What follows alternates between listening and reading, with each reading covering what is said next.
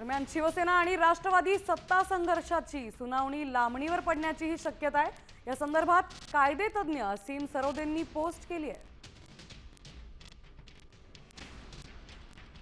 त्यांनी नेमकी काय पोस्ट केली आहे बघूयात। आज दुपारी 1 वाजेपर्यंत चीफ जस्टिस सूर्यकांत त्यांच्या नियमित कोर्टातील कामकाज करतील, कारण दुपारी 1 वाजतापासून चीफ जस्टिस आणि न्यायाधीश जोयमाला बागची यांच्यासोबत गठीत करण्यात आलेल्या विशेष न्यायालयाचं कामकाज करतील।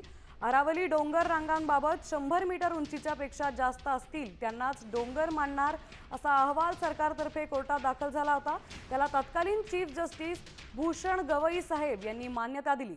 तो निर्णय पर्यावरण विरोधी असल्याबाबत केसेसवर आज तातडीची सुनावणी दुपारी 1 वाजता होणार आहे। त्यामुळे शिवसेना सत्ता संघर्ष, पक्ष पळविणे, धनुष्यबाण चिन्ह याबाबतची सुनावणी घेतली जाईल अशी आशा करता येणार नाही, असं असीम सरोदेंनी पोस्ट करत सांगितलंय।